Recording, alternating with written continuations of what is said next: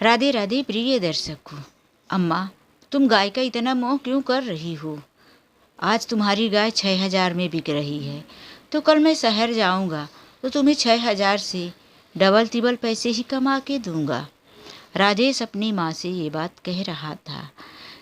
रामदीन काका के 3 बच्चे, राजेश, सुनील और बेटी का नाम रज्जू। रामदीन काका एक किसान थे और बहुत ही मेहनती, ईमानदार। उन्होंने अपने खेतों में उपजाए हुए अनाज को खाने के अलावा बाकी का बेचकर बच्चों को उसी में से पढ़ाया लिखाया। आज उनका बेटा राजेश 12वीं पास कर चुका था और वहीं सुनील 3 बार 10वीं फेल हुआ, आगे बढ़ने का नाम ही नहीं ले रहा था। बिटिया रज्जू तो स्कूल गई और उसके बाद रामदीन काका ने घर गृहस्थी के कामों में ही उसे लगा दिया। मानो तो कहना यही होगा कि सबसे ज़्यादा पढ़ाई लिखाई में होशियार राजेश ही है घर में, क्योंकि उसने कम से कम 12वीं तो पास कर लिया था। और आज राजेश का कहना यही है कि मैं खेतों में काम तो नहीं करूँगा और गांव में मेरे लिए नौकरी कहाँ है। तुम्हारे पास जो गाय है 6,000 रुपये मिल रहे हैं, उसको बेचकर मुझे पैसा दे दो। राजेश के साथ साथ 10वीं फेल सुनील भी शहर जाने के लिए तैयार है। अब तीसरी बार फेल होने के बाद सुनील आखिर घर में क्या करेगा? वह भी तो यही चाहता है कि मैं खेतों में काम नहीं करूँगा। किसी तरह से अम्मा ने बाबूजी को समझाकर गाय बेच दिया।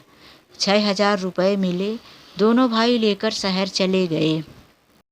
मुंबई आने से पहले राजेश ने उन लड़कों का नंबर ले लिया था जो उसके गांव के थे और मुंबई शहर में ही काम कर रहे। पहचान वाले लड़कों से संपर्क करते ही सुनील को वॉचमैनी की नौकरी मिल गई। राजेश को वॉचमैनी की नौकरी जमी नहीं। उसने कहा, मैं उससे ज़्यादा पढ़ा लिखा हूँ, इसीलिए मैं कोई अच्छी सी नौकरी ढूंढकर करूँगा।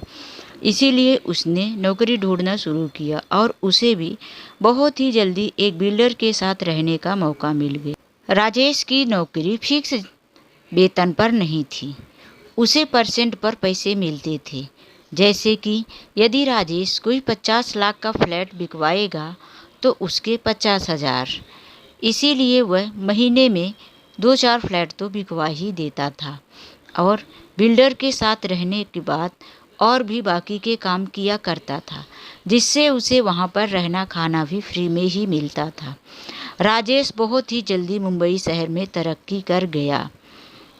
शहर से पैसे आते ही रामदीन जी गांव में ढिंढोरा पीट दिया करते थे कि मेरे बेटे ने आज इतनी रकम भेजी है, और गांव वालों को ये भी सूचित कर दिया करते थे कि आज तक मेरे बेटों के बराबर किसी के बेटे ने तरक्की नहीं की है। मेरा बेटा शहर जाके बहुत ही जल्दी आसमान की ऊंचाइयों तक पहुंचने वाला है। रामदीन ने सोचा, अब तो बेटा कमाने लगा है, पहले राजेश की शादी हो जाए, उसके बाद सुनील और रज्जू की भी तो जिम्मेदारी है। रामदीन जी के पास कई रिश्ते आए थे, लेकिन उन्हें एक रिश्ता पसंद आया। उसी लड़की की कुंडली लेकर पंडित जी के पास पहुंच गए। पंडित जी ने रामदीन के बेटे राजेश और उस लड़की की कुंडली मिलाए और कहने लगे, 3600 गुण मिलते हैं। बड़ा भाग्यशाली होगा राजेश जो इस लड़की से ब्याह होगा। रामदीन जी घर आकर अपनी पत्नी को बताए। यह बात सुनकर उनकी बेटी और पत्नी बहुत खुश हुई। रामदीन जी ने तुरंत एक चिट्ठी लिखवाकर अपने बेटे राजेश के लिए भेज दिया। चिट्ठी पढ़ते ही तो राजेश का गुस्सा 7वें आसमान पर पहुंच गया। आखिर पिताजी की हिम्मत कैसे हुई? वह ऐसा कैसे कर सकते हैं? मेरी शादी किसी गांव की गंवार लड़की से रिश्ता पक्का करने की उनकी हिम्मत कैसे हुई? उसने तुरंत चिट्ठी का जवाब लिख दिया। रामदीन जी को चिट्ठी मिली। वह बहुत प्रसन्न हुए कि मेरे बेटे ने इतना जल्दी जवाब दे दिया। दौड़ते हुए घर में चिट्ठी लेकर गए अपनी बिटिया रज्जू को बुलाकर। अरे पढ़ तो, राजेश की चिट्ठी आई है, देख देख कब लौट रहा है। मुझे पता है शादी की बात सुनकर वो बहुत खुश हुआ होगा। लेकिन जब रज्जू ने अटक अटक कर चिट्ठी पढ़ना शुरू किया तो उसकी माँ को यकीन नहीं हो रहा था। उसने कहा, तू जरा ठीक से पढ़, वापिस एक बार शुरू से पढ़। रज्जो ने फिर से उन्हीं शब्दों को पढ़ना शुरू किया, लेकिन शब्दों में कोई फेरबदल ना था, वही शब्द थे। रज्जो की माँ वहीं सर पकड़कर बैठ गई। अरे, उस नालायक का दिमाग खराब हो गया है जो शहर जाकर ऐसी बातें लिख रहा है। रज्जो के पिता तो गुस्से से आग बबूला हुए जा रहे थे। मैंने गाय बेचकर शहर भेज दिया, बड़ी गलती की, और मैं ये करता नहीं। लो, और अपने बेटों की तरफदारी करो। आज खेतों में काम कर रहे होते तो सालों की दिमाग ठिकाने में रहती। रज्जो की माँ ने कहा, यहाँ गुस्सा करने से कोई फ़ायदा नहीं। ऐसा करो, कल ही बम्बई चले जाओ। सामने से समझाओगे तो सामने की बात टालेगा नहीं। रामदीन जी ने कहा, बम्बई जाने के लिए हाथ में पैसे तो होने चाहिए। अभी अभी तो हमने खेतों में सिंचाई के लिए पैसे डाल दिए। रज्जो की माँ ने कहा, मेरे पास 500 रुपये पड़े हैं, ले लो। रज्जो भी दौड़ती दौड़ते घर के अंदर गई और अपना कुल्हड़ निकाल कर लाई और बोली, पिताजी, इसमें से मेरे पास भी 700 रुपये निकल ही जाएंगे। उसने कुल्हड़ को पटक दिया। कम से कम 700-800 रुपये तो निकल ही गए। रामदीन जी ने कहा, नहीं नहीं, मुझे तुम्हारे पैसे नहीं चाहिए। रज्जो की माँ ने कहा, अरे ले लो, घर की बात है, जब पैसे आएंगे तो रज्जो को हम वापस कर देंगे। रामदीन जी मुंबई पहुंच गए। पता पूछते पूछते वह जहां राजेश ऑफिस में रहता था वहां पहुंचे। सामने चौकीदार बैठा हुआ था। उससे पूछे, अरे भैया, राजेश को जानते हो? चौकीदार ने कहा, आप कौन हो? मैं राजेश का बाप हूँ। चौकीदार ने कहा, साहब अभी एक मीटिंग में हैं, मीटिंग होते ही फ़ोन करेंगे। मीटिंग में हम लोग उन्हें फ़ोन नहीं करते। आइए साहब, हम आपको उनके क्वार्टर में छोड़ देते हैं।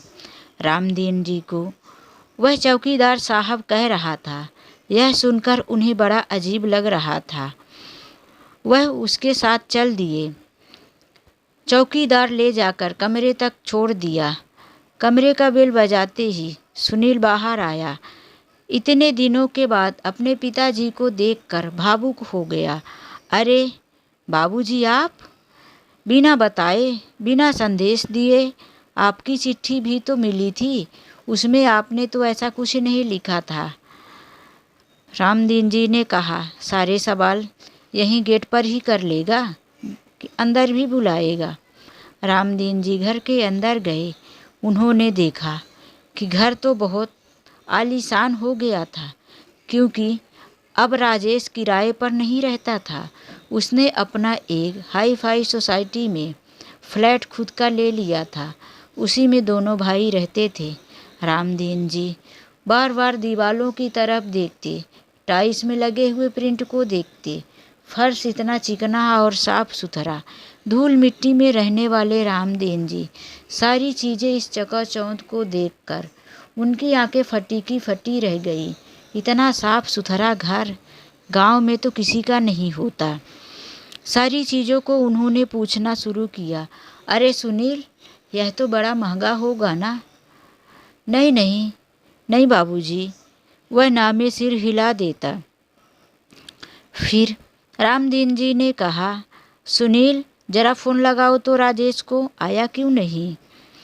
सुनील ने कहा, आ जाएंगे भैया, एक मीटिंग में हैं, मीटिंग ख़त्म होते ही आ जाएंगे। रामदीन जी ने कहा, अरे वो चौकीदार भी तो मीटिंग का ही बता रहा था। कितना मीटिंग करता है, कितना घंटा लगता है उसको मीटिंग करने में। तुम ज़रा मुझसे बात करवाओ और बताओ कि बाबूजी आए हैं। हाँ हाँ बाबूजी, ड्यूटी ख़त्म होते ही वो खुद ही आ जाएंगे। आप अभी अभी आए हो तो हाथ पैर धो लो, चाय नाश्ता कर लो और आराम करो। रामदीन जी अपनी पोटली लाए, उसको खोलकर उसमें से तिल का लड्डू निकाल कर सुनील को देने लगे। ले सुनील, तेरी माँ ने तेरे लिए भेजा है। तेरी माँ कह रही थी कि जब बच्चे घर में थे तो इसी लड्डू के लिए कितना चिल्लम चिल्ली करते थे। मुझे 2 चाहिए तो कोई कहता मुझे 4 चाहिए। सुनील ने लड्डू की पोटली देखा, उसमें से कुछ लड्डू खड़े बचे थे, कुछ तो चूरा हो गया था। आखिर 2 दिन का सफ़र जो था बम्बई आने का। सुनील ने कहा, अरे बाबूजी, इसकी क्या ज़रूरत थी? आप उतनी दूर से यह सब ढोकर क्यों लाए? ये सारी चीज़ें मुंबई में बड़ी आसानी से मिल जाती हैं, और वैसे भी अब इन सब चीज़ों को खाने का मन नहीं करता। रामदेन जी उदास मन से बोले, तेरी माँ ने भेजा है, कोई बात नहीं। सुनील भाप गया कि पिताजी का मन उदास हो रहा है। वह उसने कहा, हाँ हाँ हाँ, बाद में हम खा लेंगे, अभी आप रखिए। रामदीन जी सामने ही बाथरूम में गए। वहाँ पर वो फ्रेश होकर बाहर आए। सुनील ने उन्हें नाश्ता दिया। ये सब देखते ही देखते शाम को 8 बज चुका था। सुनील रात के खाने की तैयारी करने लगा, लेकिन अभी तक राजेश नहीं आया। रामदीन जी बार बार उससे मिलने के लिए उतावले होते जा रहे थे। उन्होंने कहा, अरे तुमने दोबारा फ़ोन नहीं लगाया उसको क्या? आया क्यों नहीं? सुनील ने कहा, आएंगे आएंगे, कभी कभी तो 10 बजे तक आते हैं, 11 बजे तक। बाबूजी, ये शहर है, यहाँ 8 बजे कौन घर आ जाता है? रामदीन जी चुप फिर से बैठ गए, लेकिन उनसे रहा नहीं जा रहा था। घड़ी की तरफ बार बार नज़रें उनकी टिक रही थी। किसी तरह से 10 बजा। फिर वह किचन में काम कर रहे सुनील के पास गए। 10 तो बज गया, सुनील अभी तक नहीं आया। क्या वह रोज़ ऐसे ही लेट आता है? अरे बाबूजी, अभी तो सिर्फ 10 बजा है। कभी कभी भैया 2 बजे तक आते हैं, और कभी कभी ज़्यादा काम रहता है तो ऑफिस में ही सो जाते हैं। अरे इतना भी क्या काम करना कि अपना सोना और खाना भी भूल जाए। यही बड़बड़ाते हुए वह वापस से हॉल में गए और सोफे के ऊपर दोनों पैर रखकर बैठ गए। बार बार वो उसके मिलने के लिए ही कभी गुस्सा आती थी तो कभी सोचते थे कितना काम कर रहा है। आखिर सुनील ने खाने के लिए बुलाया। बाबूजी, भैया को आते आते देर हो जाएगी, आप खाना खा लीजिए। यहीं टेबल पर खाना रख दूं?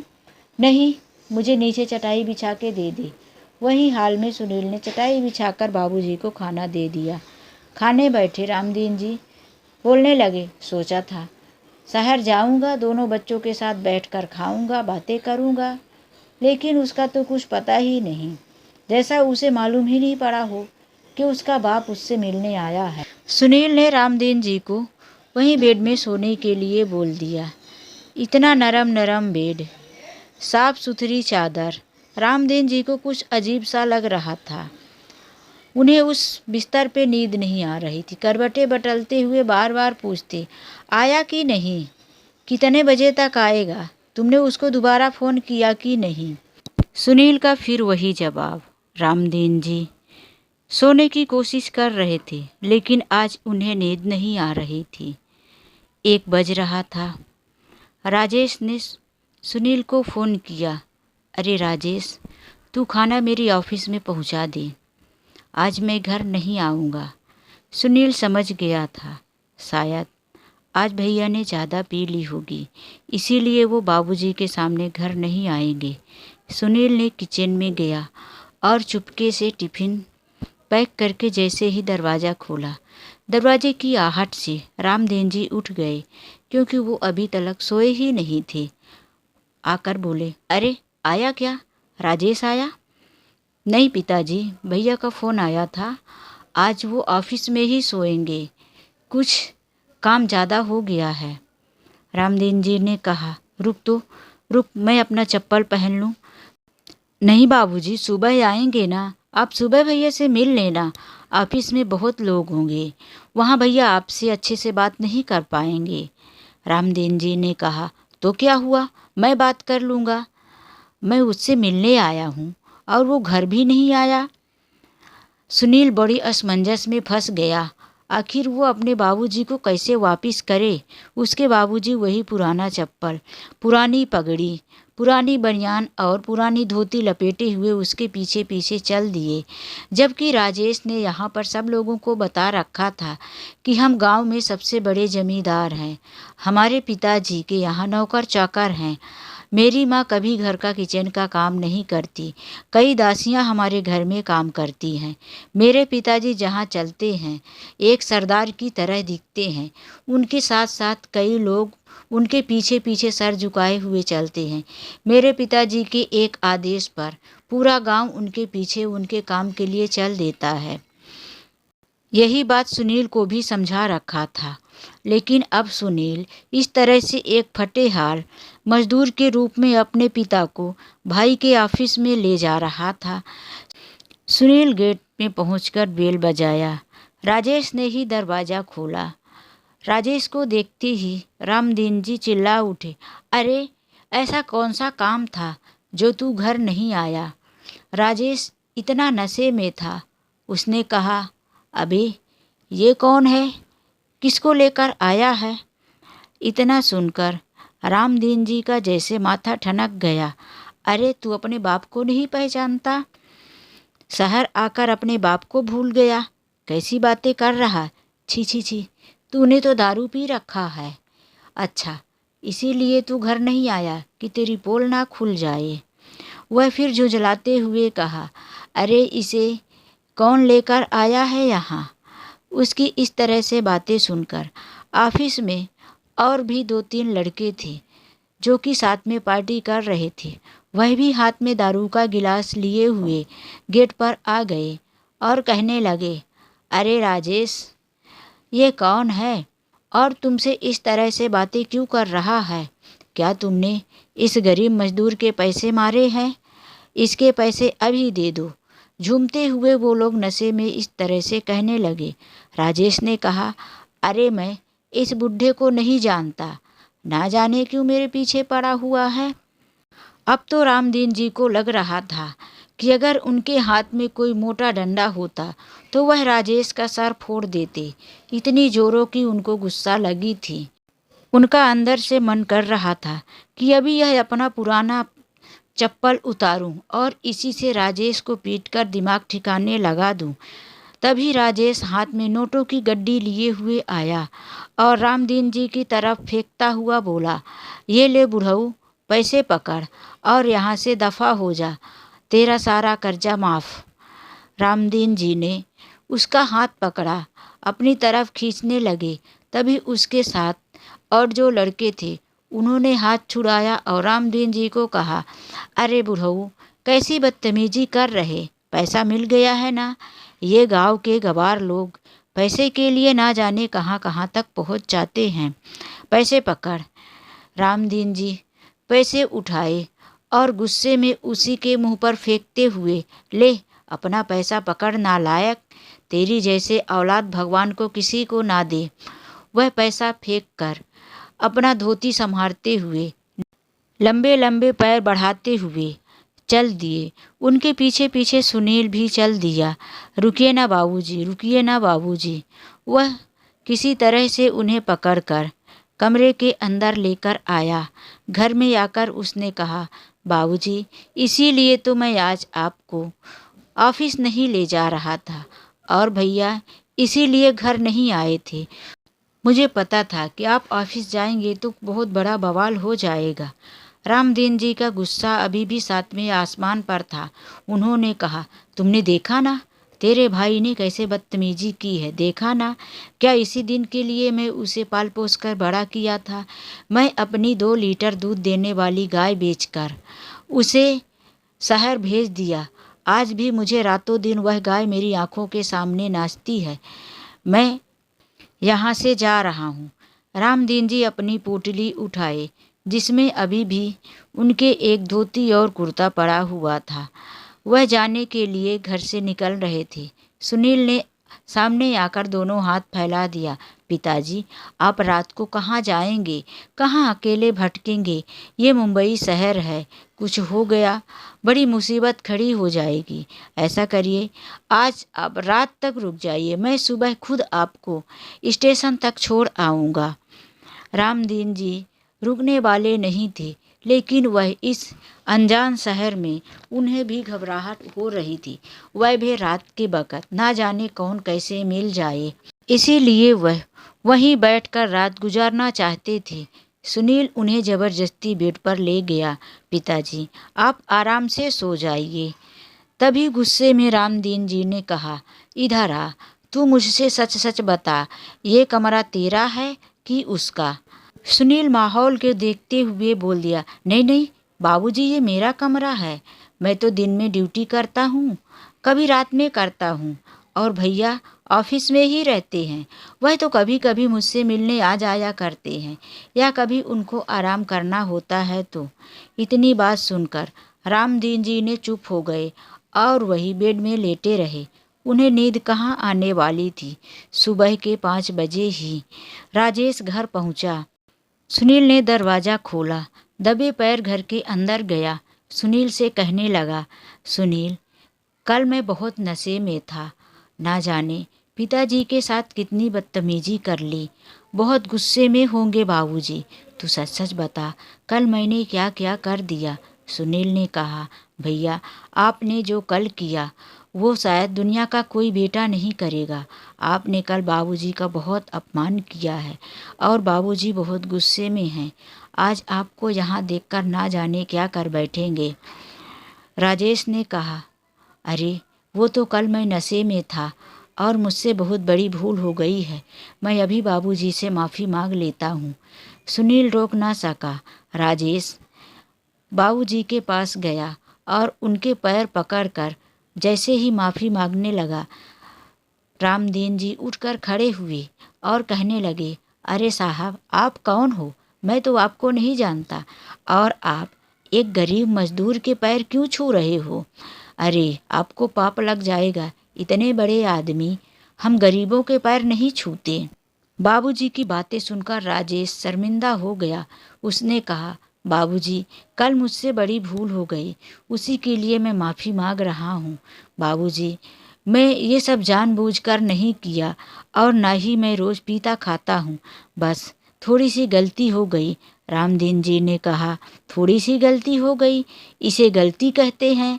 वैसे भी तेरा और मेरा रिश्ता कल की रात से ही ख़त्म हो गया है। मैंने कल से यही मान लिया है कि अब मेरा एक बेटा और एक बेटी ही है। मैं मुंबई आया था अपने बड़े बेटे के क्रियाकर्म में, अब तू मेरा कोई नहीं। इस तरह से अपने बाप के मुंह से कड़े लफ्ज़ों में शब्द सुनकर राजेश शर्म से सर झुकाए हुए खड़ा था। अपने बाबूजी की एक एक बातें ऐसे सुन रहा था जैसे कि वह कलयुग में कोई श्रवण कुमार ने जन्म ले लिया हो। बाबूजी की एक भी बातों का उसने जवाब नहीं दिया। फिर सुनील ने कहा, भैया चाय तैयार हो गई है, और बाबूजी को भी बुलाकर ले गया। बाबूजी इतना चिल्लाने के बाद अब थोड़ा मन में अपनी शांति महसूस कर रहे थे। एक ही टेबल पर बैठकर तीनों ने चाय पिया, लेकिन अभी टेबल पर सन्नाटा पसरा हुआ था, किसी ने बात नहीं किया। तभी दरवाजे की डोरबेल बजी। वही लड़के आए जो कल रात को बाबूजी के साथ बदतमीजी किए थे। वह सामने दोनों आए। आते ही दोनों के हाथ जुड़ गए। बाबूजी, हमें भी माफ़ कर दीजिए। बाबूजी, अपने राजेश को माफ़ कर दिया, हमें भी माफ़ कर दीजिए।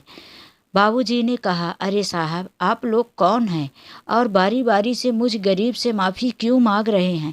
मैं तो ठहरा देहाती अनपढ़ गवार, गांव का एक किसान, और आप लोग पैसों के मालिक इस शहर में रह रहे। भला कहाँ आप और कहाँ मैं? सब लोग बड़े शर्मिंदा हो रहे थे। उन लोगों ने कहा, बाबूजी, दरअसल बात यह है कि कल ही राजेश ने एक बहुत बड़ी प्रॉपर्टी डील की। उसमें राजेश को करोड़ों का फ़ायदा हुआ और हम सब उसी की खुशी में पार्टी मना रहे थे। नशे की हालत में हमने आपके साथ बदतमीजी कर दी। आप हमारे दोस्त के पिताजी हो, इसीलिए हमारे भी पिताजी समान हुए। रामदीन जी अभी भी गुस्से में थे।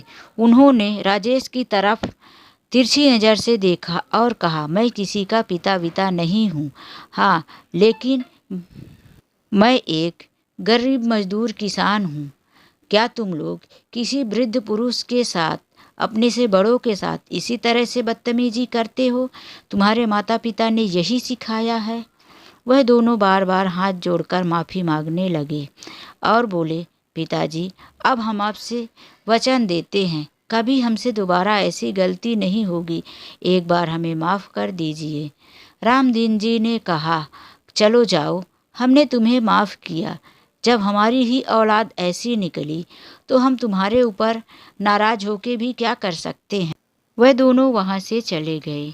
सुनील डाइनिंग टेबल में खाना लगाने की बजाय नीचे ज़मीन में चटाई बिछाकर रख दिया था। उसने कहा, चलिए बाबूजी, खाना खा लीजिए। उसके बाबूजी भी खाना खाने आए। राजेश भी साथ में बैठकर खाना खाने लगा। तीनों साथ में खाना शुरू ही किए थे, तभी दीनानाथ जी ने कहा, अरे आज तो सारा खाना पैक पैक सा है। ऐसा लग रहा है कि तुमने खाना कहीं होटल से मंगवाया है या कि किसी औरत ने बनाकर दिया है। यह खाना कल के जैसा नहीं है। और ना ही खाना बनाने की किचन में आवाज़ आई।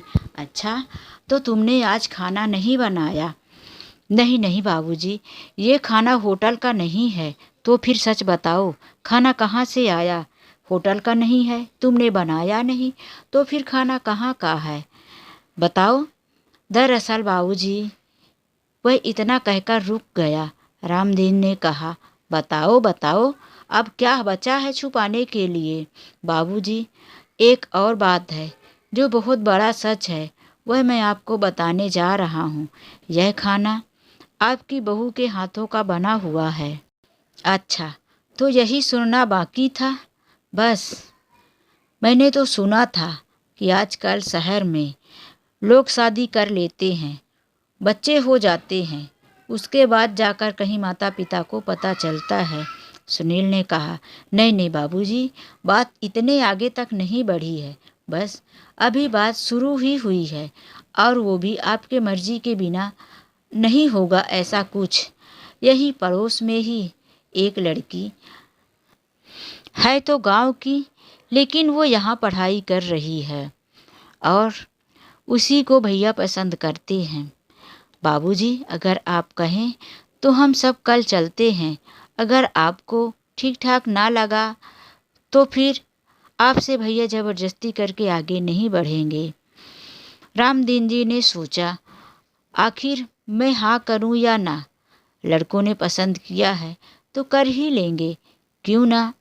मैं देख लूँ, और जैसा भी है अगर ठीक ठाक रहा तो करवा देता हूँ। समाज में थू थू होने से तो बच जाएगा, वरना समाज में लोग क्या कहेंगे कि बेटे शहर जाकर अपने मनमानी ब्याह भी। नहीं नहीं, इतना गलत नहीं होने देना चाहिए। रामदीन जी ने कहा, ठीक है, सुबेरे चलता हूँ। सुबह होते ही राजेश अपने पिताजी के लिए नई धोती, नई पगड़ी, नई चप्पल और नया कुर्ता लेकर आया और सैलून में ले जाकर उनकी दाढ़ी, उनके बाल सब ठीक ठाक करवा दिए और लड़की के घर लेकर गए। रामदीन जी हॉल में बैठे ही थे, इधर उधर दीवार में नज़र डाल रहे थे। तभी दीवार में लगी हुई एक तस्वीर पर उनकी नज़र पड़ी, जिसमें वह तस्वीर को देखकर चौंक गए। अरे, यह दोनों यहाँ क्या कर रहे हैं? राजेश ने कहा, यही तो लड़की के माता पिता हैं। राजेश की बातें सुनकर रामदीन ने कहा, तो क्या ये हमारे गांव के हैं? हाँ हाँ बाबूजी, हमारे गांव से 4-5 किलोमीटर दूर इनका गांव पड़ता है। इतने में लड़की भी हाथ में चाय नाश्ता का ट्रे लिए हुए आई और टेबल पर रखकर पीछे मुड़कर शर्माती हुई चली गई। रामदीन जी को लड़की बहुत संस्कारी और समझदार लगी। माता पिता से तो वो उसके पहले ही मिल चुके थे। उसके पिताजी ने बताया था कि मेरी लड़की शहर में पढ़ने गई है, लेकिन उन्हें ये नहीं पता था कि उसी शहर में है जहाँ उनका बेटा है। संयोग, इसे ही कहते हैं संयोग। रामदीन जी वहाँ से अपने बेटों के साथ घर आए और कहने लगे, अरे पागल, मैंने तुझे शादी के लिए चिट्ठी भेजी थी ना? राजेश बीच में ही हाथ जोड़कर बोलने लगा, पिताजी, क्या आपको यह लड़की पसंद नहीं आई? अरे सुन तो मेरी बात नालायक। अरे यह वही लड़की है जिसके लिए मैंने तुझे रिश्ता भेजा था और तूने मना कर दिया था। राजेश ने कहा, ओ पापा, मुझसे भूल हो गई। अब आप जो कहेंगे मैं वही करूँगा। अब मैं आपकी कभी बात नहीं टालूँगा। इतना कहकर घर में सब लोग हंसने लगे। रामदीन जी भी अपने बेटे को माफ़ कर दिए। सुनील अपने पिताजी को मार्केट घुमाने लेकर चला गया।